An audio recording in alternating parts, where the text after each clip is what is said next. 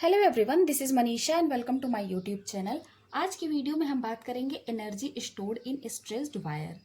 जैसा कि last lecture में मैंने आप लोगों से डिस्कस किया था इलास्टिसिटी, स्ट्रेस स्ट्रेन और स्ट्रेस स्ट्रेन कर्व के बारे में, तो ये भी उसी का एक पार्ट है, energy stored in stressed wire. Okay, तो वीडियो शुरू करने से पहले मैं आप लोगों से रिक्वेस्ट करूंगी कि अगर आप लोग चैनल पर नए हैं तो प्लीज़ चैनल को सब्सक्राइब कर लीजिए, और वीडियो अगर आप लोगों के लिए हेल्पफुल लगे तो प्लीज़ इसे लाइक और शेयर जरूर करिएगा। तो देखिए, जो ये एनर्जी स्टोर का फॉर्मूला होता है जनरली वो क्या होता है, U equals to half stress into strain. ठीक है, एक टर्म और होता है इसमें, इंटू वॉल्यूम। लेकिन जो हम लोग जनरली फॉर्मूला हमें देखने को मिलता है U equals to half into stress into strain, but वहाँ पे जो लिखा होता है ये एनर्जी पर यूनिट वॉल्यूम। ठीक है, वॉल्यूम को हम इधर कर देंगे, तो पोटेंशियल एनर्जी या फिर एनर्जी स्टोर्ड इन stress wire per unit volume ये कितना हो जाएगा, half stress into strain. Okay, अब जैसा कि हम लोग जानते हैं जो मॉडुलस ऑफ इलास्टिसिटी है E, वो कितना होता है, स्ट्रेस अपॉन स्ट्रेन। ठीक है, स्ट्रेस अपॉन स्ट्रेन। तो यहां से जब हम स्ट्रेस को कैलकुलेट करेंगे तो स्ट्रेस की वैल्यू कितनी आ जाएगी, E इंटू स्ट्रेन। ओके, ये आ जाएगा स्ट्रेस इक्वल्स टू, तो देखिए इस वाले फॉर्मूले में जब हम स्ट्रेस की जगह पे E इंटू स्ट्रेन हम पुट कर देंगे तो ये फॉर्मूला किस में कन्वर्ट हो जाएगा, U अपॉन वॉल्यूम, माने कि energy per unit volume, half into modulus of elasticity into strain का स्क्वायर। ओके, अब यहां से देखिए जो ये मॉडुलस ऑफ इलास्टिसिटी E है, इसकी जगह पे हम मॉडुलस ऑफ इलास्टिसिटी में कोई भी मॉडुलस ऑफ इलास्टिसिटी रख सकते हैं, जैसा कि हम लोगों ने प्रीवियस लेक्चर में पढ़ रखा है, young modulus of elasticity, share modulus of elasticity, bulk modulus of elasticity. तो हम क्वेश्चन के अकॉर्डिंग या फिर जैसा फॉर्मूला दिया होगा उसके अकॉर्डिंग हम इसमें वैल्यू को रख सकते हैं। ओके, अब देखिए क्योंकि हम यहाँ पे बात कर रहे हैं एक स्ट्रेच्ड वायर की, तो हम स्ट्रेच्ड वायर की जब भी हम बात करेंगे तो यानी कि स्ट्रेचिंग किसके एलोंग होगी, किसी लेंथ के एलोंग ही होगी।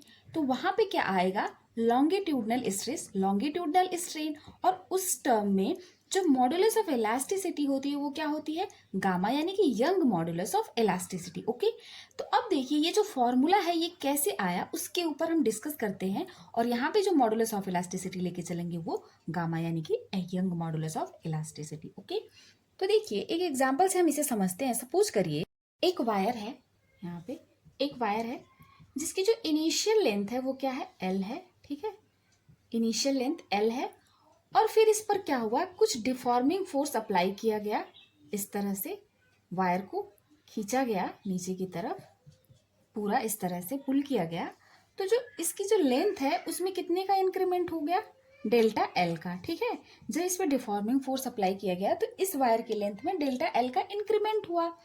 तो अब देखिए यहाँ पे जो इंक्रीमेंट हुआ उसकी वजह से लेंथ के अलॉन्ग हो रहा है, तो Young modulus of elasticity gamma equals to कितना होगा, मैंने बताया था स्ट्रेस अपॉन स्ट्रेन होता है। तो स्ट्रेस क्या होता है, फोर्स अपॉन एरिया, जिस एरिया पे हमने फोर्स अप्लाई किया वो, और अपॉन उसका एरिया। अब ये हुआ स्ट्रेस, अब अपॉन स्ट्रेन होता है। ठीक, तो स्ट्रेन कितना हो रहा है, चेंज इन लेंथ। स्ट्रेन क्या होता है, change in length upon original dimension, change in dimension या फिर अपॉन ओरिजिनल डायमेंशन जो भी है। ठीक है, तो चेंज इन डायमेंशन यहाँ पे क्या होगा, नीचे चला आएगा क्योंकि स्ट्रेस जो है नीचे रहता है, और ये L हो जाएगा। देखिए गामा इक्वल्स टू क्या होता है, बेसिकली स्ट्रेस अपॉन स्ट्रेन। ठीक, तो यहाँ से ये जो फॉर्मूला होगा इस तरीके से कुछ आएगा।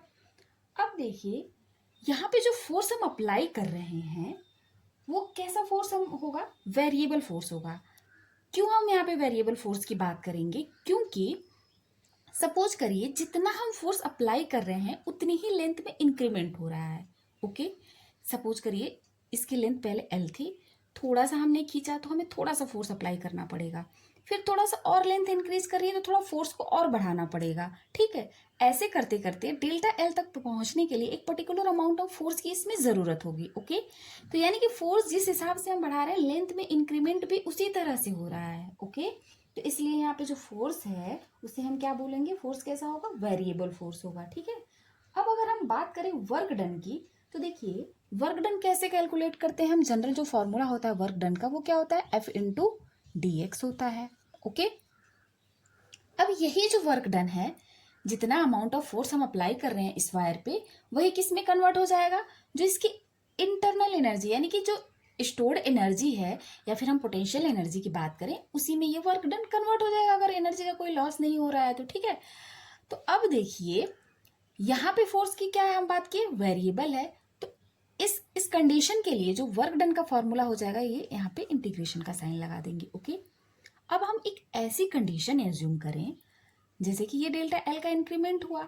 अब हम मान लें कि यहाँ पर जो एक और सिचुएशन आई होगी जब लेंथ थोड़ा थोड़ा बढ़ा होगा। ठीक, अब बीच में एक सिचुएशन इस तरह से हम एज्यूम कर लें कि क्योंकि हम कैसा फोर्स ले रहे हैं, फोर्स क्या है, वेरिएबल ले रहे हैं। ठीक, अब मान लें कि ये डेल्टा एल बढ़ने से पहले जब हमने फोर्स एफ अप्लाई किया, तो ये डेल्टा एल तक पहुंचने से पहले कुछ यहाँ पे इंक्रीमेंट जो हुआ वो एक्स हुआ। बहुत ही इस डेल्टा एल में एक स्मॉल इंक्रीमेंट हम मान ले रहे हैं कि एक्स हुआ होगा बीच में पहले। ठीक, उसके बाद जब एक पर्टिकुलर अमाउंट ऑफ फोर्स लगा होगा तो ये स्ट्रेचिंग इसके डेल्टा एल तक पहुंच गई होगी। ओके, तो जब हम एक स्मॉल कोई भी वैल्यू एज्यूम करते हैं वहाँ पे वेरिएबल, जब कोई भी चीज़ हम निकाल रहे होते हैं, फोर्स हो, वर्क डन हो, तो उस केस में हम सबसे छोटा सा स्मॉल सा अमाउंट ले लेते हैं, फिर क्या करते हैं, इंटीग्रेट कर देते हैं, तो होल अमाउंट हमें निकल के मिल जाता है फाइनली। ओके, तो अब देखिए जब हम यहाँ पे x एज्यूम करेंगे इस सेकंड वाले केस के लिए,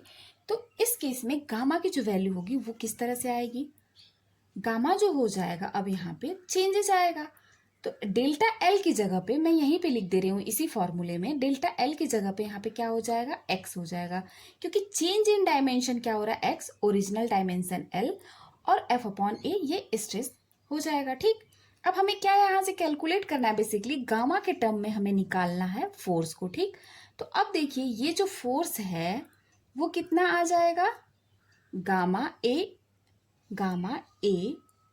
इंटू एक्स अपॉन एल।